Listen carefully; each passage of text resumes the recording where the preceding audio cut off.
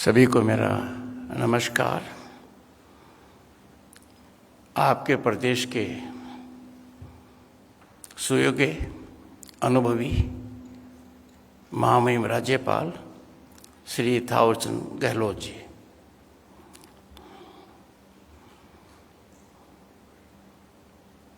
जब मेरा चयन किया गया उपराष्ट्रपति पद के उम्मीदवार के लिए, आप एक दल के सर्वोच्च निर्णायक मंडल के सदस्य थे।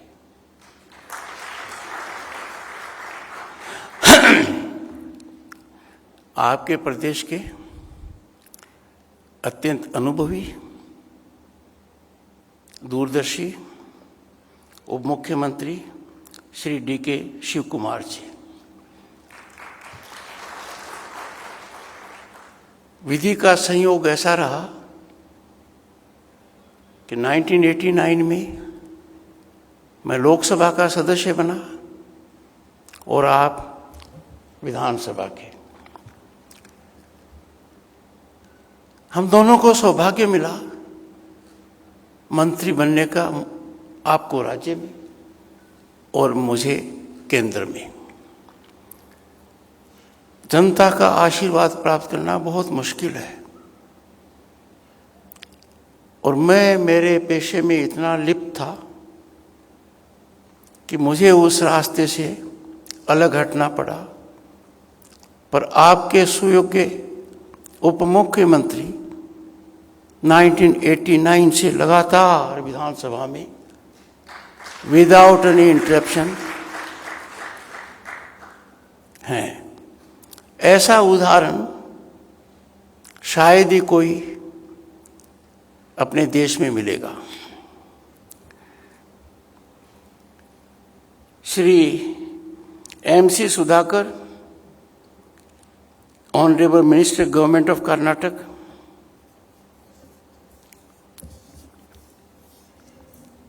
किसी भी संसदीय प्रणाली में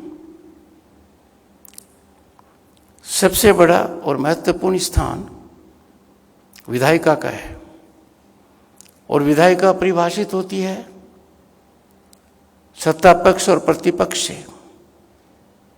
प्रतिपक्ष के नेता श्री R. अशोक जी,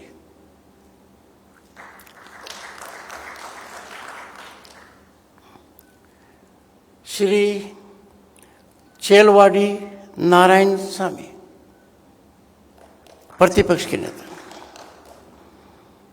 श्री B.S. सुरेश मंत्री राज्य सरकार,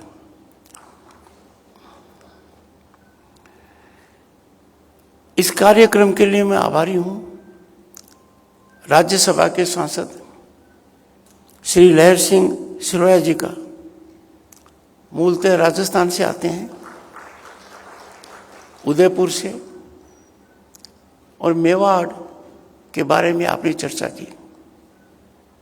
मेरी प्रारंभिक शिक्षा सैनिक स्कूल चित्तौड़ में हुई। मैंने भी उस भूमि का तप देखा है, उस भूमि का पराक्रम देखा है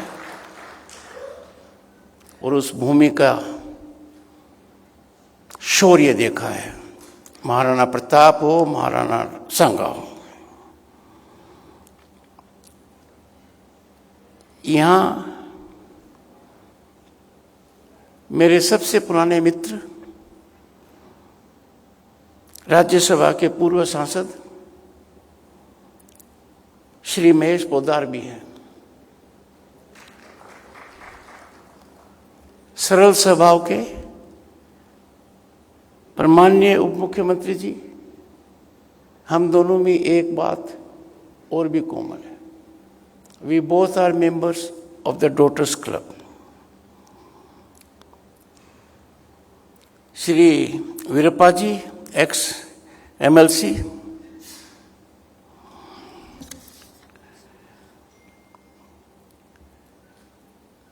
Shri K.J. George, honourable minister government of Karnataka, देश के सबसे बड़े प्रांत से, जिस प्रांत के शासन ने दुनिया में अमिट छाप छोड़ी है,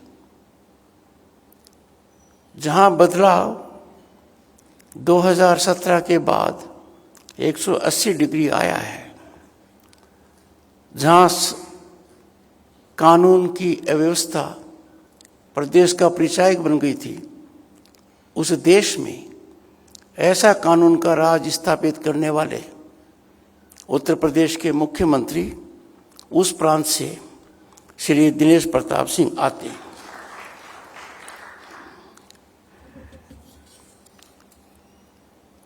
Very distinguished people are present here, and there are bound to be omissions. I seek your indulgence for overlooking presence of some of them who are known to me. This is indeed a very important convergence of builders and businessmen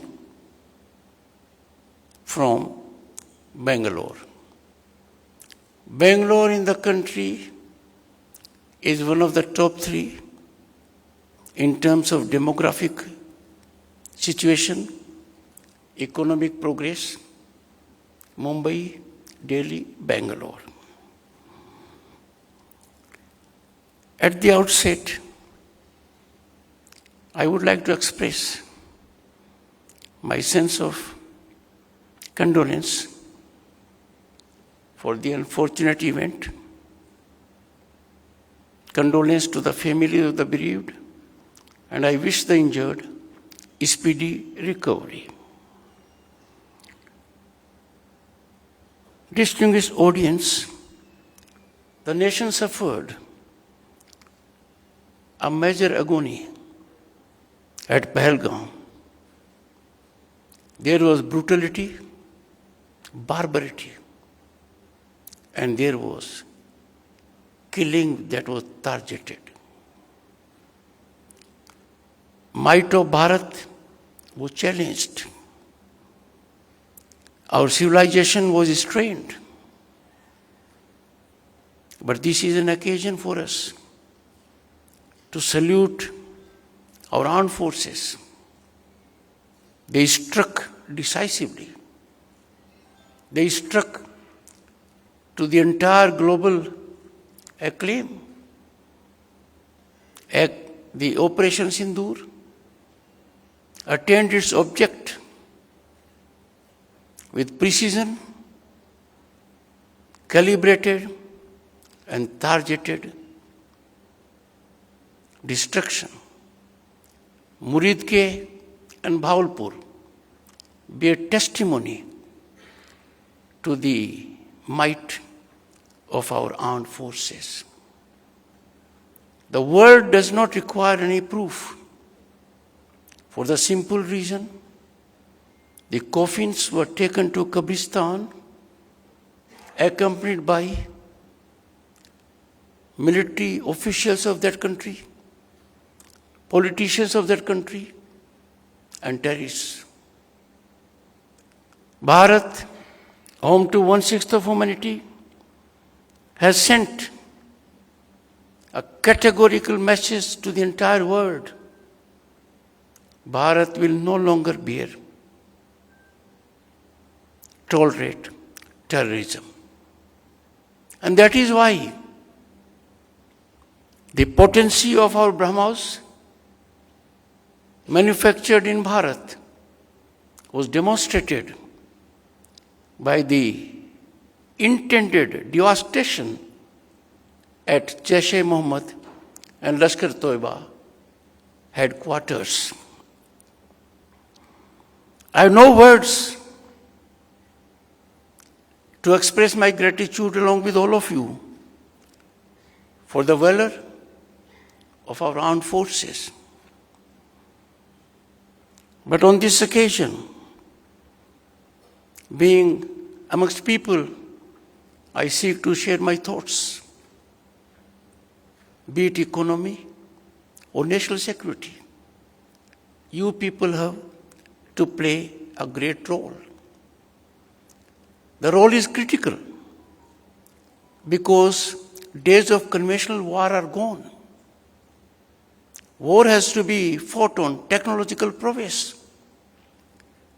And when it comes to defining, Honorable Deputy Chief Minister, India's technological power, technological prowess, we have to remember Bangalore. Its talent, its contribution, Bangalore has become envy of the world. It is a place where our young minds have done wonders. Institutions and corporates of global eminence have emanated from this place. I would therefore urge that this crucible of innovation that has catalyzed big changes in the past has a greater challenge now because we are living in a different era now. Disruptive technologies, artificial intelligence, Internet of Things, machine learning, blockchain and the kind are the new norm. These are challenges that can be converted into opportunities. Otherwise, these challenges will not be wholesome for our economy. And therefore, optimal efforts have to be made to ensure our resources, human resource, are channelized to bring about big change in technology harnessing. And that is a challenge to the corporates, business, trade, and industry that we must engage in research of the highest order. It is our research capacity that will define how powerful Bharat will be in the world. Our technological penetration, our technological innovation will define how secure we are. Peace is fundamental to growth of business, harmony for the people. Peace is never bargained. Peace comes from a position of strength. It comes from a position of power. Greatest peace is secured when we are ever prepared for war. There was a time when industry did not have much role to play beyond manufacturing armory, lethal arsenals. But now, industry has to contribute totally in a different group, and that group is technology. And in this group, we have to lead the world by research, because research alone is the spinal strength in long term. If we take pride in sending a global message by getting deep into international border, it was nothing but technology. It was BrahMos, made in Uttar Pradesh, Uday Pratap ji. It was Akash that gave us the cover. But all these are created by technology. And therefore, I am at the right place because Bangalore is a place where talent thrives, where talent blossoms, where industry takes wind and wings to the knowledge of the entire global community. And therefore, the most daunting challenge, the solution lies in Bangalore. Last 10 years, distinguished audience, India has seen extraordinary development, exponential economic upsurge, phenomenal infrastructural growth, deep digital technology penetration up to the village. We have been the fastest growing economy in the world amongst large economies during this period. We have traversed from position 11 to get into single digit, to get at slot number 5, to get at slot number 4, and now we are aiming very shortly to be the third largest global economy in the world.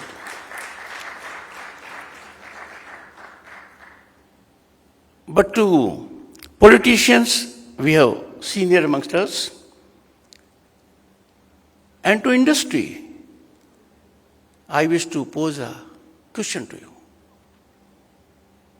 Bharat is no longer a country with potential. Bharat is on the rise as never before. The rise is incremental, the rise is unstoppable. But we have to do more, and I'll tell you why. Viksit Bharat is no longer our dream. It is our object. For sure, we'll attain that object. But to achieve that object, we will have to take quantum leap. And the quantum leap has to be taken by increasing manifold per capita income. Size of the economy is fine, but we have to see our economy rise status while juxtapositioning our demographic size. We are 1.4 billion people. And therefore, on empirical estimate, there will have to be 8-fold increase in the per capita income. Now, in this growth engine, the people before me, with whom I am sharing my thoughts, are the most vital stakeholders. The engine of growth can fire on all cylinders, given your contribution. But one thing is, people in industry, unlike people in politics, Shivkumarji, people in industry are satisfied by balance sheets. People in politics are not. They keep on contributing to rise higher. And therefore, emergence of greenfield projects in the country is not at the pace at which it should be taking. I appeal to you, please think, converge in clusters to have greenfield projects. To increase capacity of the same project is fine. But if you have greenfield project, there will be equitable distribution of employment, opportunities, and growth potential. The second aspect is, I come from a farming community. The farm sector plays a critical role in the growth trajectory of the nation. But at the moment, the contribution of the farm sector is limited to producing agro products and marketing it. They are not part of the marketing mechanism. The farm sector is not part of marketing chain. Industry is primarily based on agro produce. Now industry will have to brainstorm, scratch their brains to bring about greater synergy between the farm and the industry. The farmer will have to be handheld. There will have to be entrepreneurs from farm sector. I call them agripreneurs. But they cannot be there on their own. Food processing is one fundamental factor. Number of industries. Value additions can take place. It is technology which will determine that if there is production in abundance, the farmer obviously loses because the prices go down. These are driven by the market. How do we sustain the price? We sustain by adding value to the abundant production at the farmland or close by. The spectacle of tomatoes being put on the road is not good for our national mindset. We must evolve a mechanism where if there is abundance, there can be mobile industrial units to convert into raw material and send it to the concerned industrial sector. So time has come for the corporates to share their profits with the farm sector. Remember, your investment, be it in research or in farmland, will be an investment for your gain. It will make up for emergence of sustainable economy. I also urge corporates, business, trade and commerce that we need to subscribe to a concept of economic nationalism. When I was a member of parliament and a minister, and that was about 3.5 decades ago, our precious gold had to be airshipped to Switzerland to be placed to 2 banks because our foreign exchange reserve was around $1 billion. Now it is more than $700 billion. But just imagine if we stopped importing items that are made in this country, it would not be $700 billion. It will be more than $800 billion. Because we import from kites, candles, diyas, furniture, curtains, garments, and we do 3 things immediately that are detrimental to our economy. 1, we snatch work from our own people. 2, we blunt entrepreneurship. And 3, we create a hole in our foreign exchange. Now, how to do it? There are 2 ways. 1, people can do it. But there's an easier way, because imports are by corporates, trade, industry, and business. You need to decide. This is not for the government to decide because we have global regulatory regime. But people can decide. Mahatma Gandhi is remembered for giving cutting edge to our freedom movement because he called upon people to believe in Swadeshi. Our present Prime Minister Narendra Modi has given it a new dimension. Be vocal for local. I beseech you, please converge all associations. Take a view on it. The nation will be ever grateful. And when we import from countries that in times of crisis turn out to be inimical to our interests,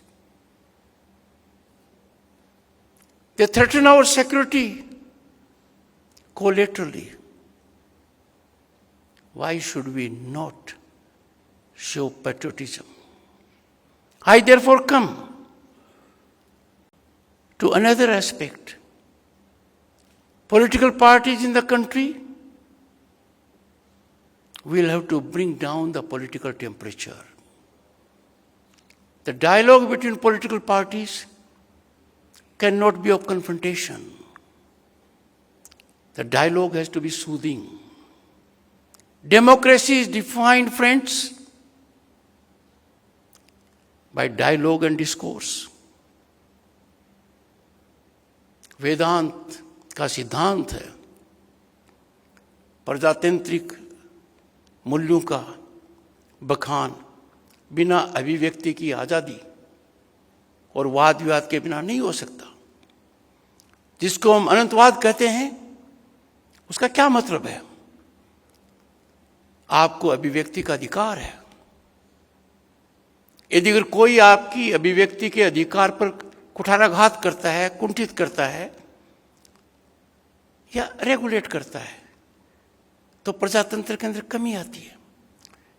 पर अभिव्यक्ति का आधार इतना बढ़ जाए कि दूसरे की बात ही नहीं सुनी जाए और अभिव्यक्ति करने वाला ये समझ जाए कि जो मैंने कह दिया वो अंतिम वाक्य है, मतलब वाद विवाद को समाप्त कर दिया। My own experience in life is that while you must be proud of your point of view, but never forget there is always the other point of view. And the other point of view, more often than not, is the correct point of view. Because democracy has no place for ego or arrogance. But if the discourse is polluted, the political temperature goes high. That is not good for the nation. I therefore appeal to all political parties. Issues of national security, issues connected with our nationalism, issues connected with development must be viewed from national prism, not partisan prism. I do not doubt for the least the political sagacity of people in political terrain, and they are available in all political parties. And India is a thriving federal society where there has to be sync between center and the state. And therefore, there has to be dialogue amongst political leaders, political parties. Absence of that dialogue will not be good for our national mindset. Let me invite your attention with respect to two other disturbing features. We challenge public order in the country. Public order challenge is challenge to democracy. How can we have a mindset where people take to streets to challenge public order? That is not good. I was making reference to the Pratapji, the state he comes from. Public disorder was the order of the day in Uttar Pradesh, and now public order is the order of the day there. And secondly, imagine public property being destroyed, looted, set to arson, private property. These people must be named and shamed. The system must move very fast. We cannot suffer these people whose mindset is not nationalistic. We therefore have to develop a temper. The Honorable Governor was telling me that whenever an Indian goes abroad, he epitomizes discipline, decorum, belief in law of that country, be it on road or otherwise. The moment he lands in this country, things go for a tangent. And therefore, we have to start with education. There can be no better place than Karnataka Deputy Chief Minister. There can be no better place than Bangalore to reflect on educational institutions of eminence. And we must start from our homes. हमें बच्चे को सिखाना पड़ेगा, बड़ों का आदर करो, गुरुजन का आदर करो, पड़ोसी का आदर करो, समाज का आदर करो। बच्चों को सिखाना पड़ेगा पर्यावरण का ध्यान दो, बच्चों को सिखाना पड़ेगा स्वदेशी ग्रहण करो, बच्चों को सिखाना पड़ेगा नागरिक का दायित्व क्या है। ये हमारे वेदों में परिलक्षित है। एक बार सिखा देंगे, चमत्कारिक नतीजे हमारे सामने आएंगे। In Bangalore, I wish to make another important reflection. When I talked of economic nationalism, that was importing items made in the country. Now I come to import of items not made in the country. Please work for import substitution. Sector-wise, you must identify why are we importing these items. And therefore, the corporates are multi-layered. There are big giants. There's a second layer, there's a third layer. But most promising, according to me, is the second and third layer. And more important than that, the class of entrepreneurs. Because let me address my young friends. International Monetary Fund acclaimed India for being a global destination of investment and opportunity. That was surely not for government jobs. It was for opportunities. So let our youth remember, they can take to startups. They can give wings to their ideas. They need to know that opportunities for them are ever enlarging. Bharat today is bristling, bubbling with an environment of hope and possibility. There is an ecosystem by affirmative governance policies that every individual can exploit his or her talent to the fullest extent and realize dreams and ambitions. But you have to take the first step. Encourage and handhold entrepreneurs. Please do not compete with entrepreneurs. Entrepreneurs must get full support from you. That is, since you are in business, trade and commerce, you know global challenges are emanating day in and day out. Global conflagrations are not receding. Ukraine, Russia is becoming virtually open-ended war. Hamas, Israel. Supply chains are getting disrupted. In this challenging environment also lies a reservoir of opportunities. When the world is defined by uncertainty and unpredictability, the genius strikes at the root and charges ahead. It is time for us to avail the opportunity. I am grateful for your patience, your presence. I have shared some of my thoughts. I would be delighted to invite industry leaders to visit new building of Parliament as my guests, and my OST will be in touch with the Honorable Member Parliament Rajya Sabha to coordinate it. There I will have the occasion to lay bare certain things which cannot be said on public platform. Am I right, D.K. Shivakumarji? Because public platform discourse has limitations. So I have articulated with utmost constraint and restraint, subject to this limitation. Thank you so much. Namaskar.